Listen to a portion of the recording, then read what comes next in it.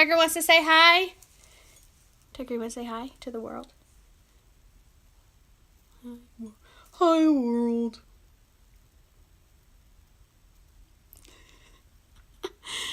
I mean, we think he's the cutest and the sweetest.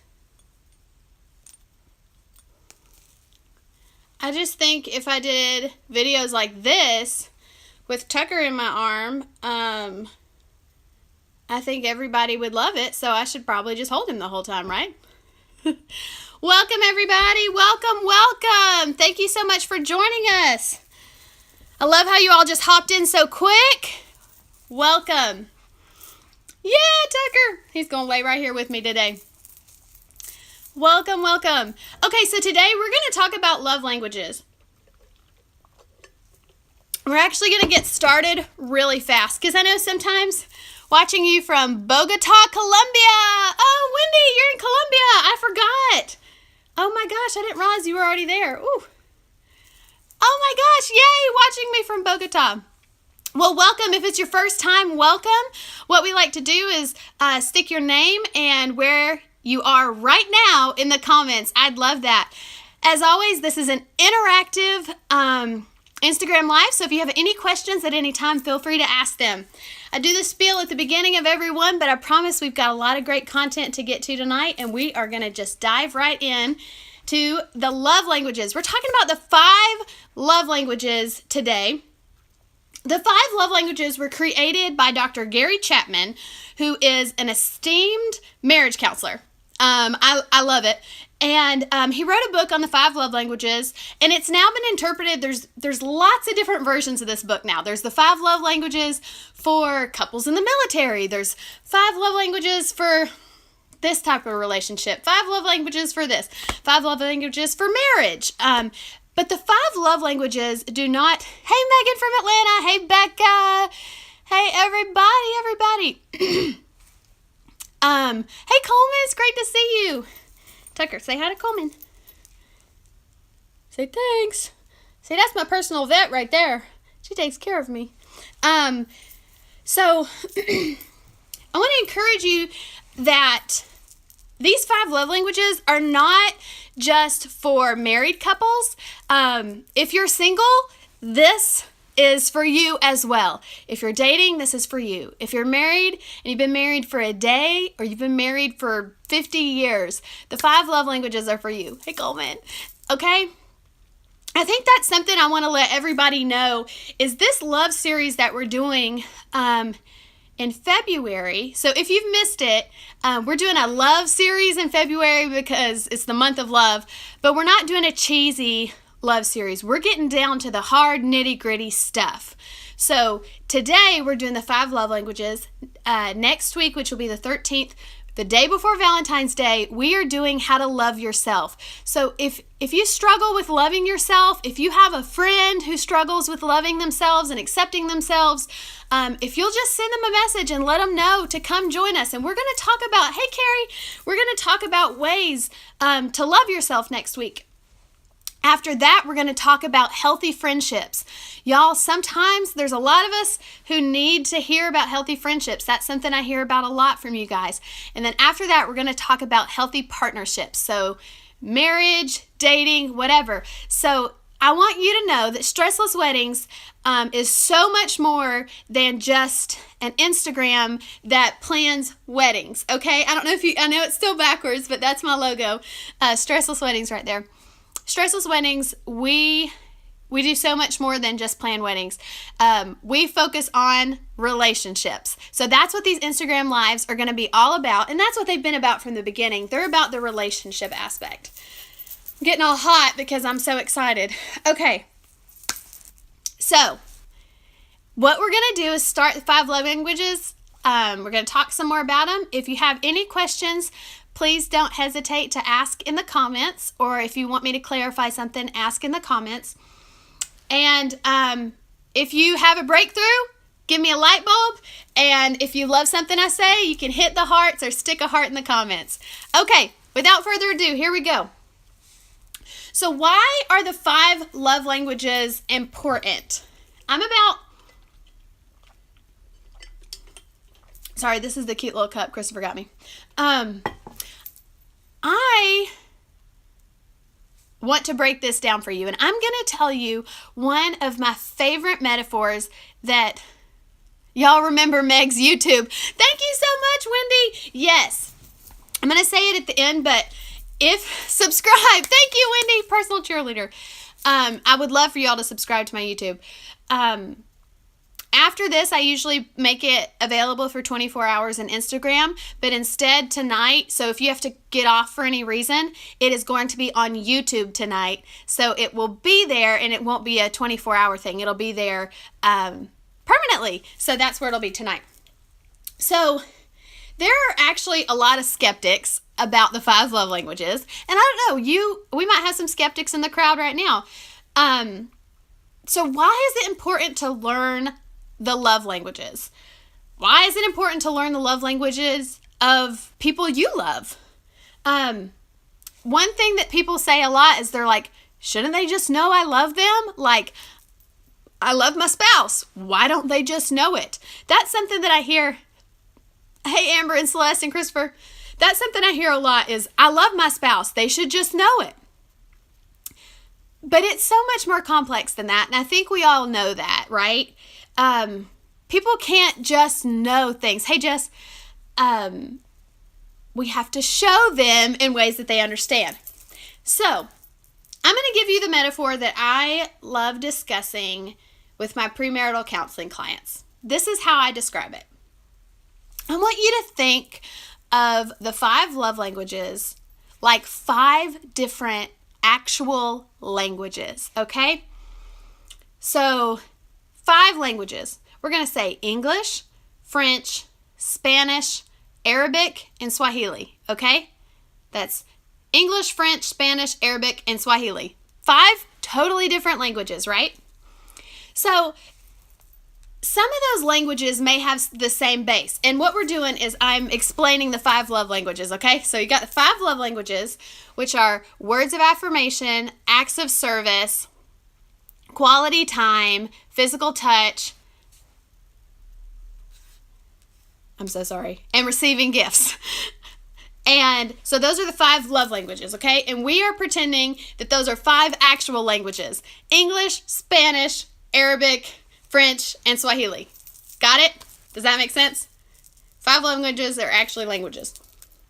So some of these have similar bases, right? So maybe Latin is like a similar base in a lot of languages. Like, I'm not a linguist, but I know Latin is kind of the base of a lot of stuff, right? The quiz on this is awesome. It teaches stuff about you. Yes. So say there's like this undertone, like if you know Latin, it helps you kind of know other languages. So maybe you're like pretty good about acts of service because something in your life helped you learn that. But the one you're really good at doing is words of affirmation. Like, you speak that language. That's like your first language. Like, my first language is English, and I can speak words of affirmation. Like, that's my love language, and that's my language, and I just get it. Well, then some of us, for me, I know a little bit of Swahili. So sometimes, like, if I hear people speaking, I can be like, I've done this with Christopher recently. I was like, that's Swahili. So I can know because some of my closest friends are from Kenya, right? So it's the same as like when you were growing up, maybe you watched a certain love language be done. Maybe your dad loved your mom through acts of service, okay? So you like watched it and you recognize it, but you can't speak it fluently, okay? That's like me in Swahili. I watched it spoken. I can speak it a little bit to children, but I am not fluent at all, okay? I also know a little bit of Arabic, but if you put me in France, I wouldn't be able to say anything. I have no idea how to speak French. Like, if I say bonjour, I sound ridiculous, okay?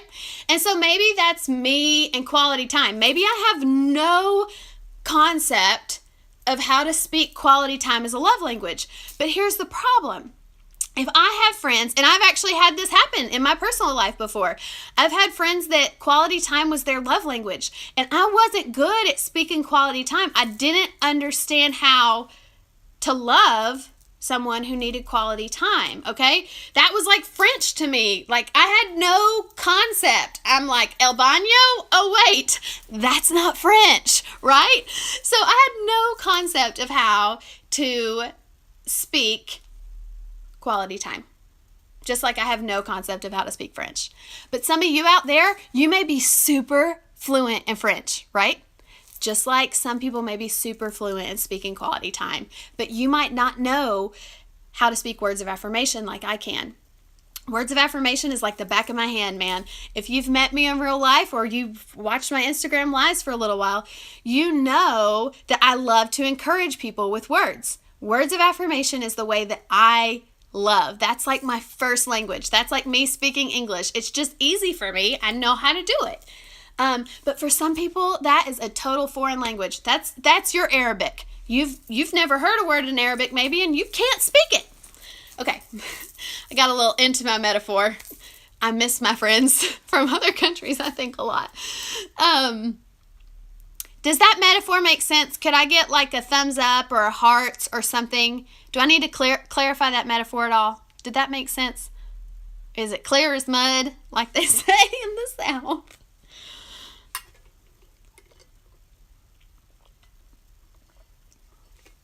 Yay, same here. It's how I love people love me, but for me, I like doing extra. Okay, thank you, Kenzie. Thanks, Wendy. Okay, so that's all similar to love languages. Again, I got a little off on that. So that's similar to love languages. Often you can learn a certain love language from your family of origin. Whoever raised you, you may have learned how to love in the way that that family showed love. So, in my family, we are huggers. So, physical touch has always been a way that I both receive and give love. But maybe that's not you. And some people, physical touch is a scary thing, or it's a thing that brings trauma, and that's something we need to know about the people we love, right?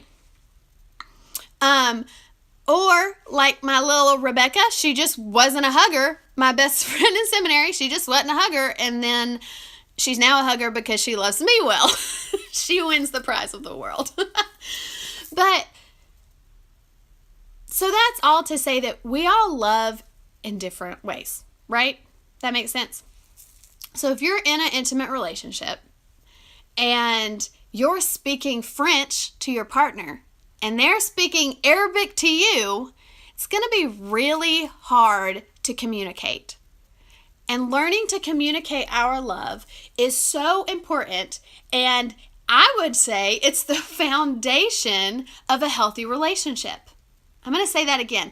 Learning to communicate our love is the foundation of a healthy relationship.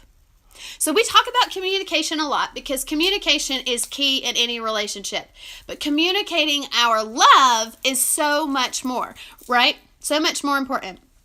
Because obviously we can communicate our needs and all that's important as well. But communicating our love is what is going to continue to grow your relationship and make you strong and make you be able to withstand the trials because your love is what holds it together. Does that make sense?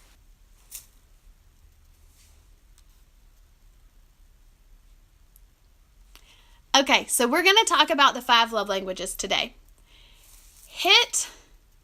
Let's see.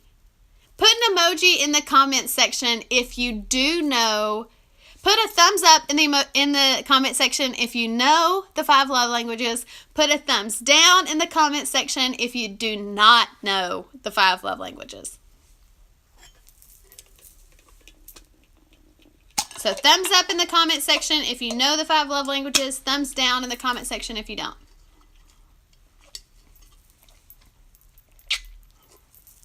Awesome, awesome, awesome. Okay, so what I want you to do is put a heart. Look at this. My heart, it like makes like an orange shape or an apple. Like, I can sort of do it this way. My heart is rough. When we talk about the love languages that's yours, stick a heart in the comments for me so we can see what love languages are on here. Aw. the rest of this later. Have to go say goodbye to some fam and then need to wake up super early for the plane.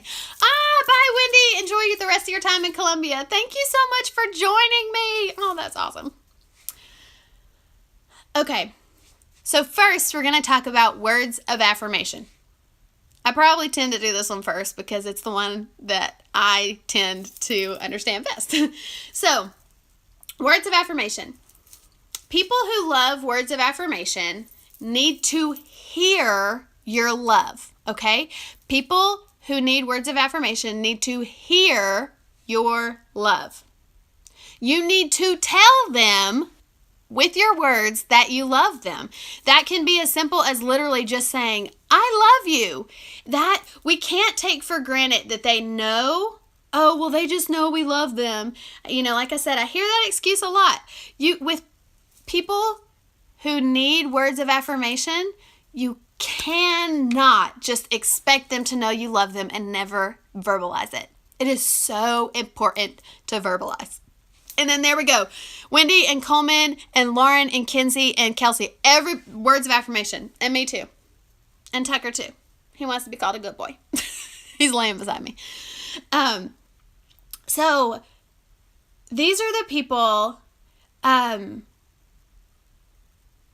These are the people that the phrase actions speak louder than words is not true for us, okay? That, I've heard people say that before, people who are trying to love through acts of service or through another form of love, and they're like, well, my actions speak louder than words, okay? I'm showing you love through my actions. And I'm like, no, I need you to tell me that you love me. I don't care that you told me you love me this morning. I need you to tell me you love me again. And again, for me, that goes back to family of origin. That is something that we did often. We said, I love you in the morning before we went somewhere, before we left, when we get off the phone. We're those people that, if you've been on the phone with me, like I say, I love you, I'm like on the phone with JCPenney's, right? And when I hang up, I'm trying to not be like, love you, bye, trying to not be her. I've done it before. It's fine. I'm sure it makes the other person feel good. But, so for me, that's that. For some people, I'm getting emotional. That's not surprising. But for some people, they did not receive words of affirmation. They did not receive any kind words growing up. They were neglected in the kind word category. So that is why they crave words of affirmation, okay? So it's not just people who were raised in a family that speak words of affirmation. Sometimes it's people who were not told that they are pretty, or they weren't told that they are loved, or they weren't told those things, so they need it now. Does that make sense?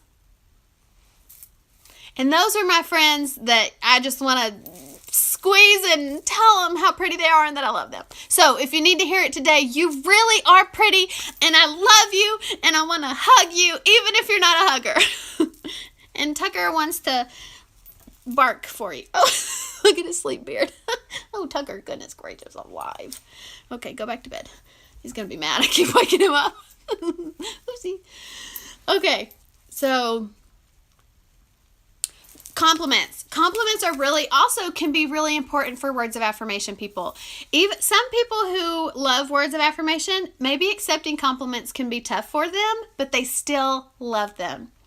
I love yous and hearing the reasons why you appreciate them are so important to someone who experiences love through words. Now here's the negative of being a person who needs words of affirmation. The negative is harsh words, criticism, or ugly words during a fight can crush someone who experiences love through words of affirmation. So I'm going to say that again. If you love someone who experiences love through words of affirmation, then harsh words, criticism, or ugly words while you're fighting can absolutely crush someone who experiences love through words of affirmation. I'm going to cry again. I have heard many because you guys are awesome and you tell me about your lives. I have heard many stories from women who, and this is not to say that this is always gendered, but from women who their partners have gotten really heated in an argument and have said some really ugly things, and that sticks with them, and that crushes them daily because they start to believe those words. So let me tell you, if you have had a boss or a friend or a spouse or an ex crush you with their words, I pray that you are able to release that horrible bondage that's holding you down, because I'm there. I'm there with you. I mean, harsh words hurt. Harsh words hurt. Even if your love language is not words of affirmation, mean words hurt. And that's why I believe the world is full of meanies, okay? The world is full of meanies.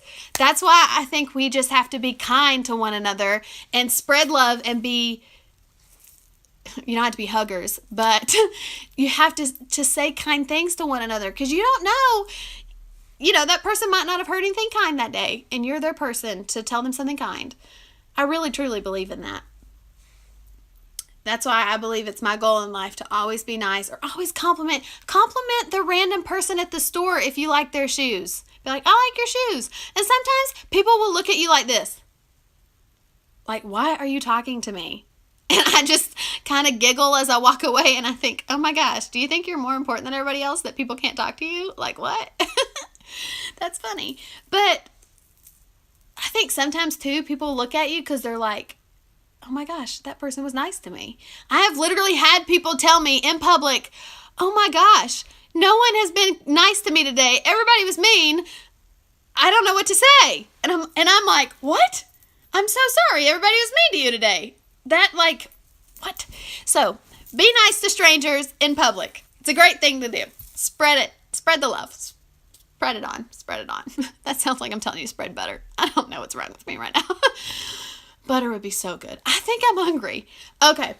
Number two. Number two. Like I need some more caffeine. Number 2, quality time. Okay, Kinsey said, I hold back my compliments way too much because I don't want to be awkward, but I cherish the moments that strangers give me compliments. Oh, Kinsey, I love that. I love that you cherish that word cherish, that's a special word for me. Wow. I love that you cherish the moments that strangers compliment you. But I see what you're saying. I meant to say I love you. I didn't mean to exactly say I love that, but I love the last part. The first part is I just encourage you to be you, because Kinsey, your encouragement and love, carried me through Carson Newman, and I love you. Mackenzie was my roommate in college, and she's amazing. I need to be braver. Well, you can do it. I believe in you.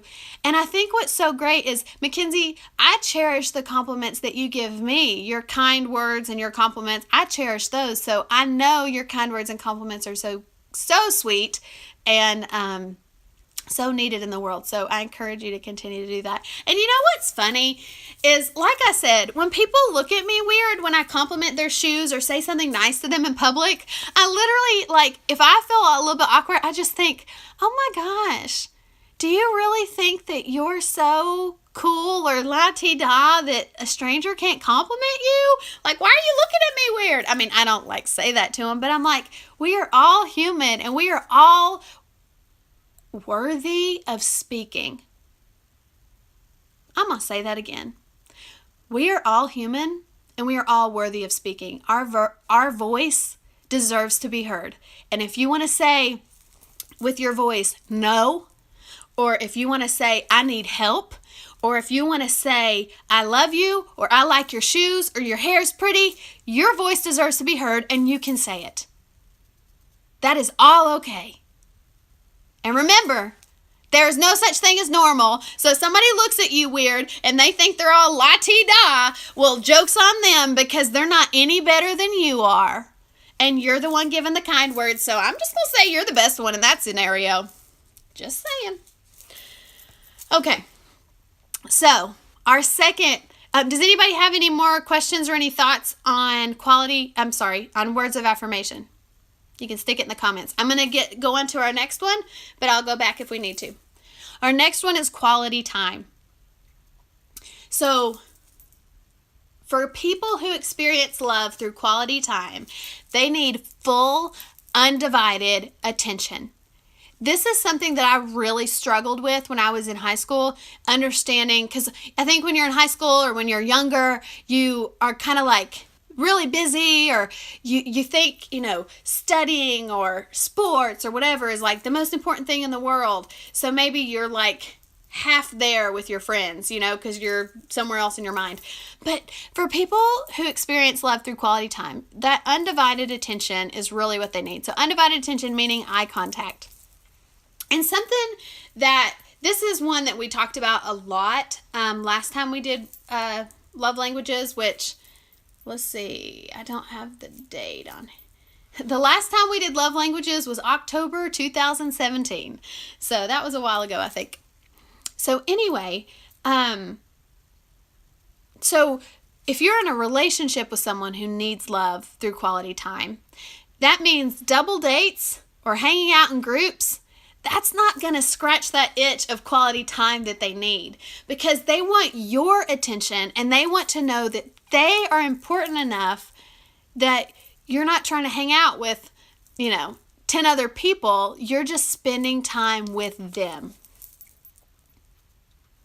And so going back to that little piece of high school, when I was in high school, a friend pulled me aside and told me that she wanted to hang out with just me, because I had been inviting her to things, inviting her to events, inviting her to hang out with me and friends. And she pulled me aside and she said, Megan, I just want to hang out with you. I don't want to hang out with groups. I just want us to be able to talk and hang out.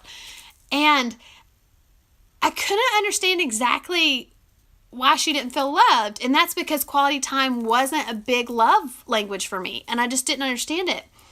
But I listened, and so I now understand that friend valued quality time, and I just wasn't good at loving people in that way. And that's something I still think about now, is making sure when I talk to somebody, phones put away, I'm making eye contact. And sometimes people may think the amount of eye contact I make is weird, or maybe I lean in too much, but I'm really determined to love people and to listen to what they say. And it bothers me when sometimes I get distracted, because if there's noises or people or children around, I'm trying to pay attention to somebody, but I get distracted by everything that's going around. So that's something I personally still work on, is quality time. That's a hard one for me, is to just buckle down. But y'all, we're working on it, and that's good. That's good enough, is to work on it. So being there for a person who experiences love through quality time is crucial. So this is the big thing. I had a ton, last time we talked about this, I had a ton of people message me who experienced love through quality time, and they were like, yes, amen, here it is. They were like, tell everybody. So if you're with a person who experiences love through quality time, you need to Megan, quality time. You need to turn off the TV, put the phone down, and talk to the person in the eye. And that can be really hard in a time when your job may expect you to be ready and to answer an email at 9 p.m. at night. I know a lot of businesses do that, and that can be hard. But if your spouse or your friend or your child experiences love through quality time, you have to put that phone down, turn that darn TV off, put your computer down, put the iPod down. Do people still do iPods? I don't know. Put the video game controller down, turn it off, turn your body, and look at the person and have a conversation with them and really listen. And again, you can't know that people experience love this way unless they tell you or unless you figure it out. So one of the ways is taking the 5 love languages quiz. And so I can look one up and put it in a link at the bottom of the YouTube video. I can put it down in the bottom of the YouTube video at the link. Or so you can take the love languages quiz, or so your partner or so your friend could take it, and then you can know how to love them better. Y'all, if you have some good friends and you don't know their love languages, ask them. Ask them what their love language is, or ask them to take the quiz so that you can love your friends better. Okay, here's the negative of people who experience love through quality time. If you're distracted or ditching or postponing dates, can absolutely crush their spirit. So if you're distracted, if you ditch them, or you have to cancel last minute, it absolutely can crush them. So that's the negative of that one. So again, all love languages have positive and negatives, just like pretty much everything in life, right? There are strengths and weaknesses that each one of these love languages has. Does anybody have any questions about quality time? You can stick them in the comments.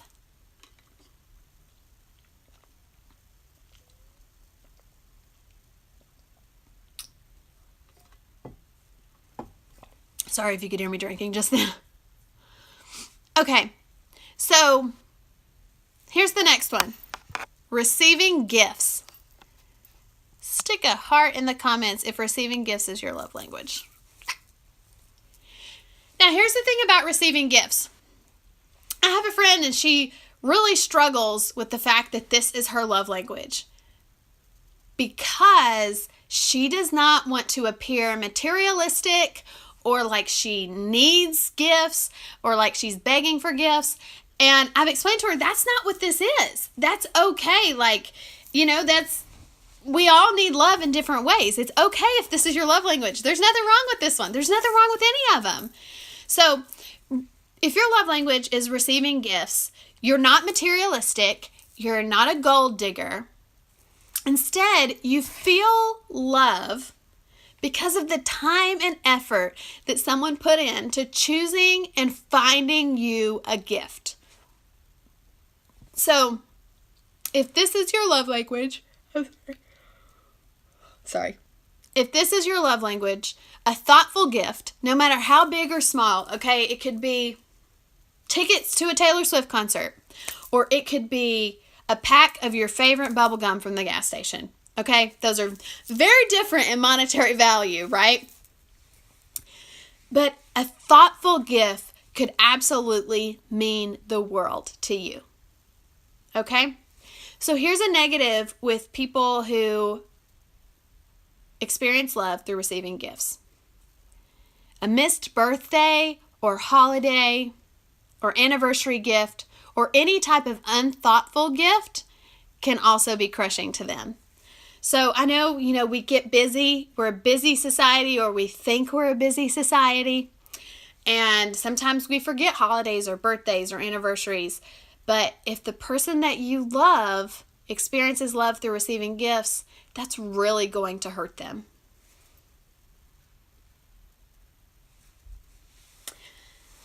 Any questions on that one?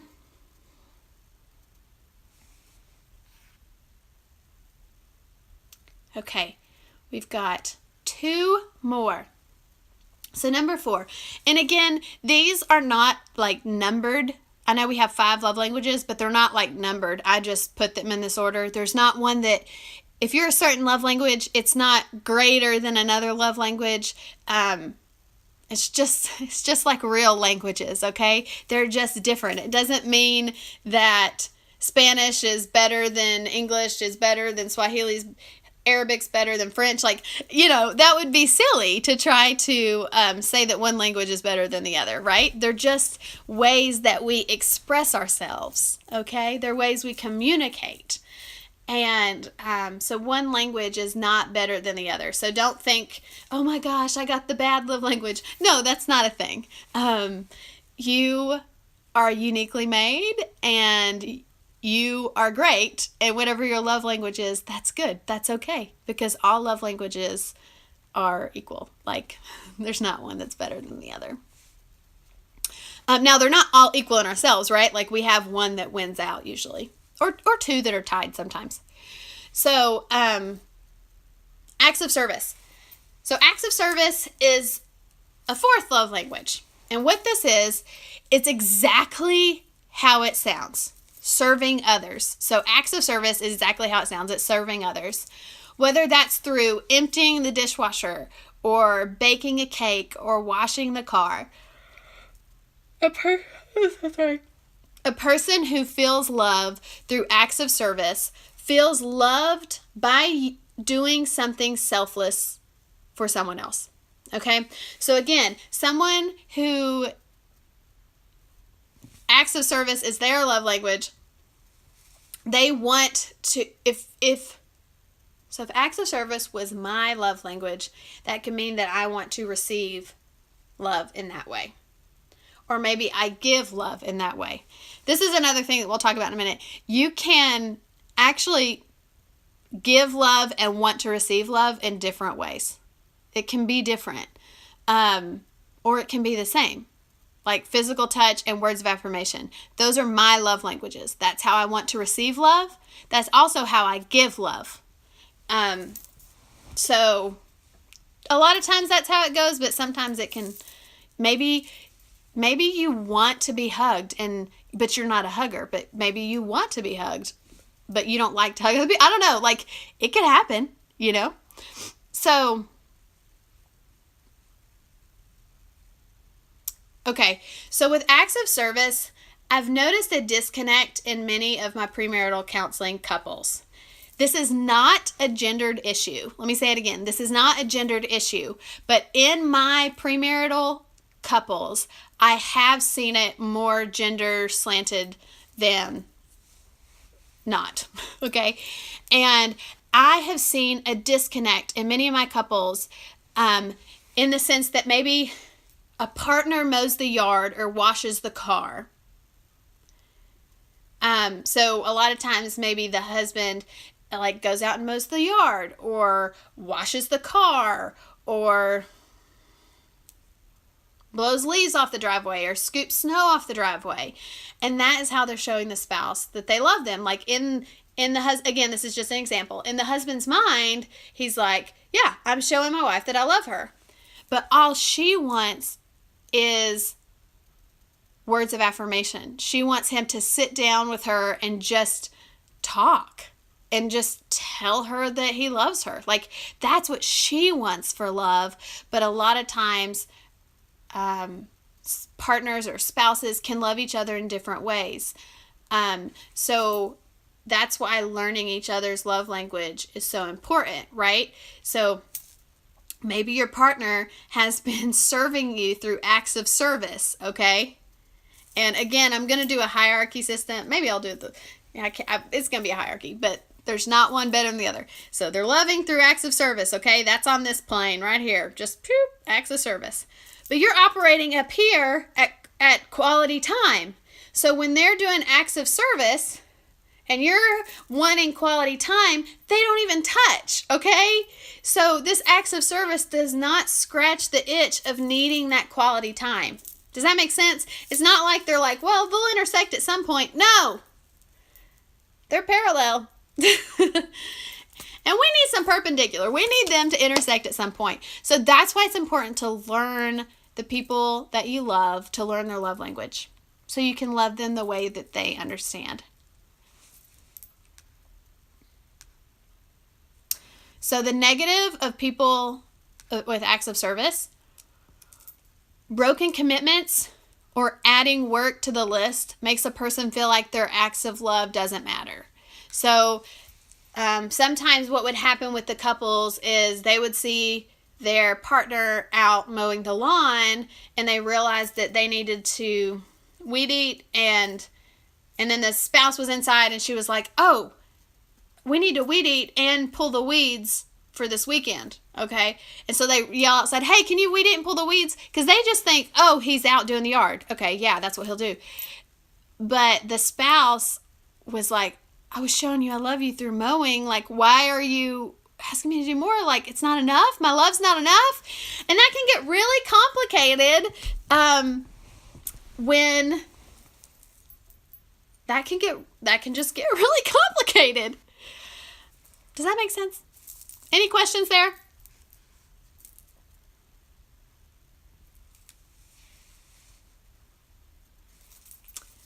Okay, our fifth one. I'm sorry, y'all. Our fifth one is physical touch. And again, this one is pretty self-explanatory. Someone who experiences love through physical touch loves hugs, pats on the back, holding hands, sitting close, or touches you often. Maybe those people who touch your shoulder when they talk to you, or they sit right next to you at the movie theater. Those are physical touch people. That's me. Right, Ashley? That's me. I don't know who all's still on here, but if you know me in real life, I'm going to touch you at some point. So, that's funny. That's my next note. As I mentioned, I'm a hugger and a toucher. Yes, Coleman's still on here. Coleman gets it. And, Ashley. So, being physically near and willing to be touched is crucial. So, for someone who needs... For someone who needs to be loved through physical touch, they want to be near. Like what I'm doing to Tucker right now. They want to be physically near. They want they want to be touched. Okay? This is crucial. And, but the negative is in romantic relationships, long distance relationships. That's hard. Christopher lives in Florida. Long distance relationships. Or my friendships. A lot of my friends live far away, and that's hard. So, someone who experiences love through physical touch, when they can't physically touch the people they love, that's hard for them. Self-explanatory again. And sometimes you move into an apartment in grad school with a super sweet roommate who doesn't hug. And that's really hard. But then you convert her. That's my life story. Y'all, again, I just want to say, I think a lot of times we get used to accepting love in a certain way and giving love in a certain way. So when we meet new friends or when we get a new partner and they experience love in a way that we're not familiar with, that can be really difficult. So maybe if you're having trouble with your partner right now, you're dating or you're married or you're engaged and you're having trouble connecting, I encourage you to think about what your partner's love language is and what your love language is. That was Tucker shaking. And I encourage you to think about those love languages and see if maybe that's what the issue is. Is that what's happening in your relationship? Is that what's causing the divide? Is that what's causing you to feel separate? Is it because you're not loving each other in the language that each of you can understand? So I encourage you to think about that.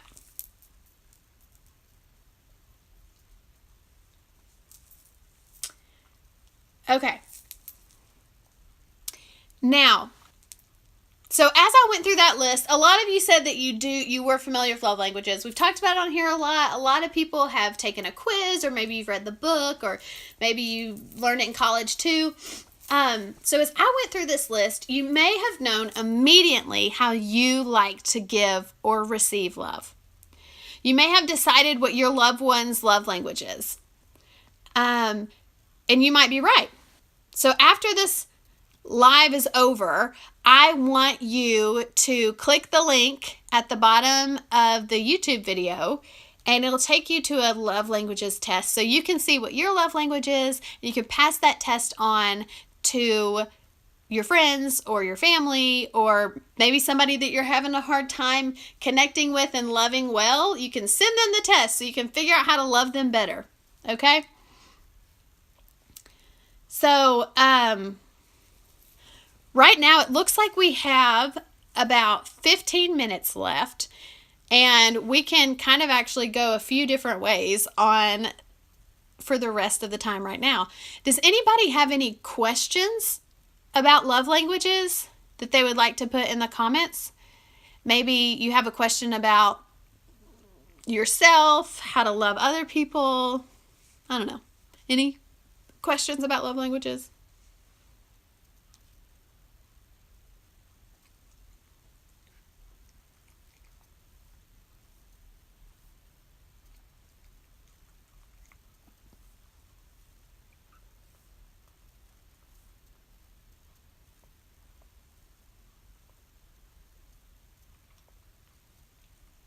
Okay, so I'm thinking that I don't have any questions. Okay, Mackenzie. Do you think love languages are connected to Enneagram numbers? I don't know enough about the Enneagram to give an educated answer on that, Mackenzie. Enneagram is one that I still don't know a lot about. I'm more of a Myers-Briggs girl, so I can't answer that because I don't know. Yeah, I don't have enough education on that to know. Sorry. But my guess would be that I would think there would be some type of correlation. Yes. Coleman said, after 6 years of marriage and having different love languages, we're still working on loving in the other person's love language. Yes. Yes, Coleman. And that is so true in so many couples' relationships. If you and your spouse speak different love languages or accept love in different ways, then that can be really tough. And that's a thing, that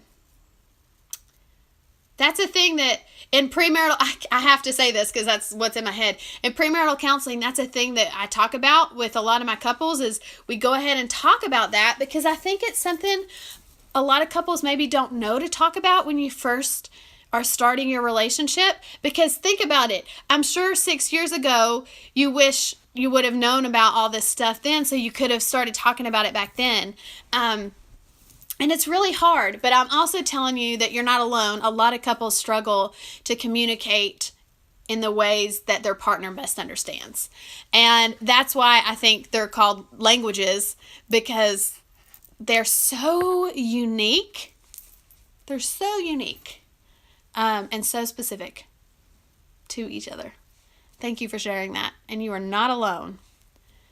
Megan said, I think it definitely takes intentionality to be with someone who speaks a different love language, but it's definitely possible if you work at it. Yes. I think working at it is really true. I think that's the key of any healthy relationship, like we said, with communication and everything. Working at it. It's hard, y'all. It is exhausting some days to continue to work at your relationship, but I think sometimes just remembering why you started in the first place can help. Yeah, amen to that. Well, I've got a little bit on, we can take it a little bit to how to date based on the 5 love languages. And these can be friend dates or romantic dates. So let's talk about these a little bit. So we're going to go start again. Words of affirmation. We're going to talk about some fun things you can do. I call them dates, but like I have friend dates. Like if I'm going out with a girlfriend to lunch, I call it a lunch date. So that's what we're talking about here. So one obvious way to love is, so if you have a great idea, if you have an idea, if you're a words of affirmation person, and I don't say your favorite way to be loved, drop it in the comments. How about that? And help some other people out so they can know how to love people through words of affirmation. So an obvious way to love a person this way is simply telling them why you love them. So tell that person why you love them. Maybe you could take time at dinner or lunch to specifically turn the conversation to telling them all the reasons why they're special to you, why you love them, or maybe just write them a love letter. A handwritten letter, you could put it in their lunchbox or briefcase before work if it's your partner. And if it's your friend, just write them a letter and drop it in the mail and tell them how awesome they are. And people who are words of affirmation love getting those. Preach. Those are awesome.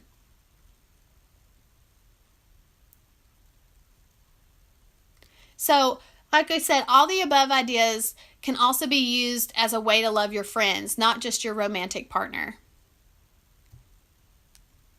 Take your friends to dinner, tell them what they mean to you, why you cherish their friendship.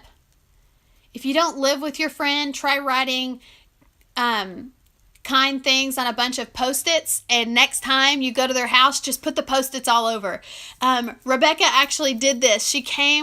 Rebecca lives in Atlanta, and she came to my office when I worked at a college, and she hid sticky notes everywhere. She put them under my keyboard. She put them under my coat. So when I took my coat off the back of the door, there was a sticky note there with some love on it.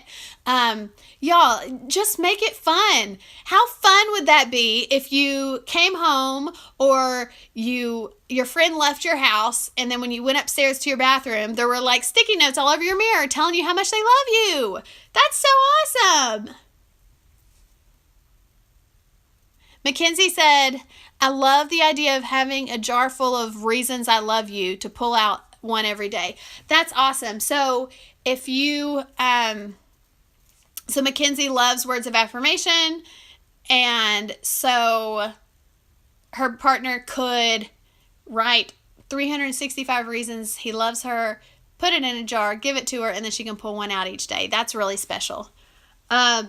Christopher, actually, we have a certain poet that we love, and he bought me their poems, and then he wrote in every single page of the book. There's like 200 pages. He wrote me a note about the poem and why he loves me in every page.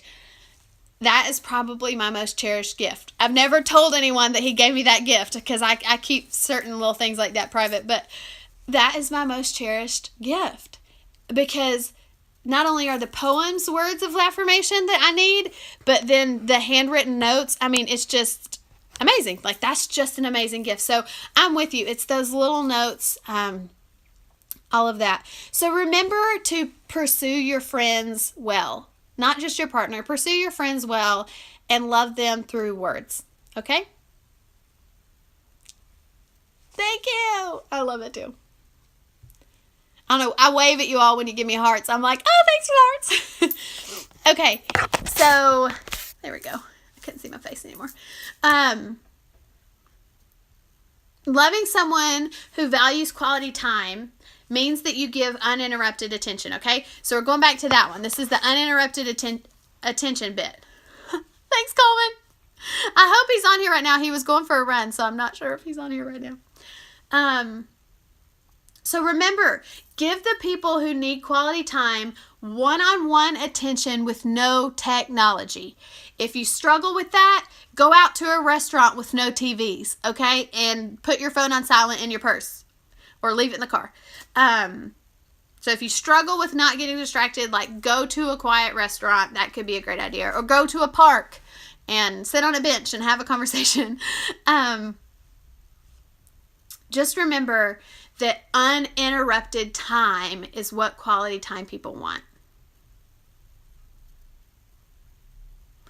One of the things that a couple that I know does is they have specific dates, like not dates on a calendar, but like when you go out to dinner dates, that they lock their phones in their glove box. So they lock their phones in their car and then go in so that work and friends and everything can't bother them. And if that makes you anxious and you have kids at home, give the babysitter the phone number of the restaurant so that she can call the restaurant if there's an emergency.